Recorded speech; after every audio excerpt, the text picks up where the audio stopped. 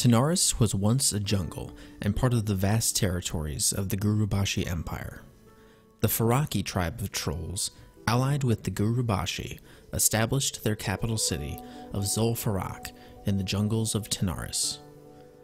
You'll come to find that as a common naming scheme for troll cities. The Faraki in the southwest made Zul'Farrak, the Gurubashi in the southeast made Zul'Gurub, the Amani in the northeast made Zul'Aman, the Drakari in the north made Zul'Drak. When the sundering occurred and split the continents, the landscape changed drastically. The climate changed and the humidity of the jungle gave way to the arid heat of a dry desert. The sands devoured the other troll settlements. The trolls themselves, however, are a remarkably resilient species.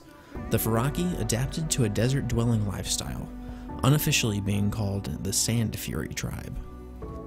Since they lost so much of their territory to the desert, the Sand Trolls now fiercely defend their land from outsiders.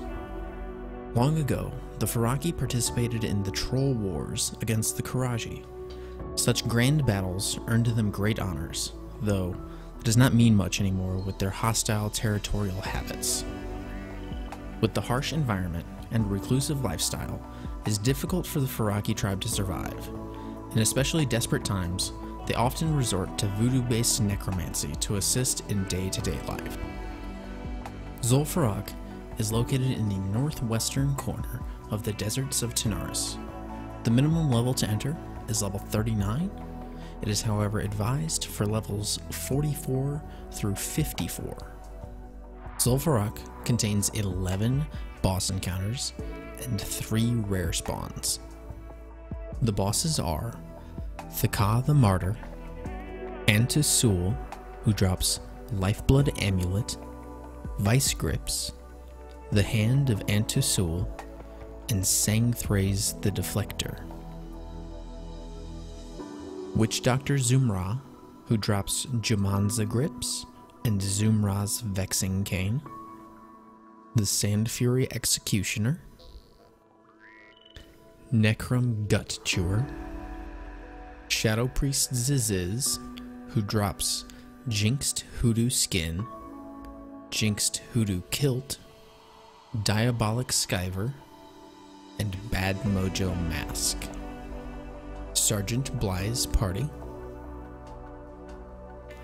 Chief Ukor's Sand Scalp drops Big Bad Pauldrons, the Chief's Enforcer, Rip Saw, Embrace of the Lichen, and Jangthraze the Protector. This can be combined with Sangthraze the Deflector to create Sul'Thraze the Lasher, Ruzul, Hydromancer Velratha, and finally Gahz'rilla, who drops Gahz'rilla's Fang and Gahz'rilla's Scale Armor. The rare spawns are Sandar Dune Reaver, Zerilis, who drops Sandstalker Ankle Guards, and Dust Wraith, who drops Desert Walker Cane. Zul'Farrak contains 1 Horde exclusive quest, 1 Alliance exclusive quest, and 6 quests available to both factions. Starting with the Horde, the Spider God requires level 43 and starts and ends with Master Gadrin in Senjin Village in Durotar. This quest requires you to kill Thaka the Martyr and read from the Tablet of Thaka. The Spider God is part of a quest chain that begins with the quest Venom Bottles, which is acquired by interacting with venom bottles that are on the ground in the hinterlands. Moving on to the Alliance, Nekrum's Medallion requires level 40 and starts and ends with Thaddeus Grimshade, located in Netherguard Keep in the Blasted Lands.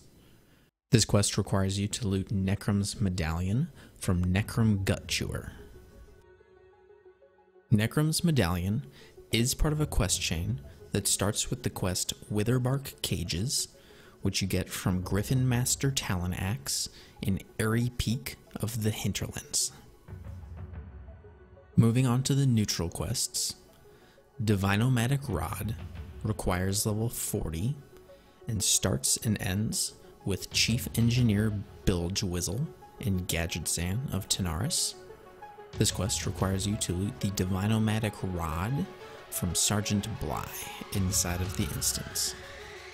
Scarab Shells requires level 40 and starts and ends with Tranrek in Gahz'rilla of Tanaris. This quest requires you to loot 5 uncracked Scarab Shells from the Scarabs located inside of the instance. Tiara of the Deep requires level 40 and starts and ends with Tabitha in Dustwallow Marsh. This quest requires you to loot the Tiara of the Deep from Hydromancer Velratha inside of the instance.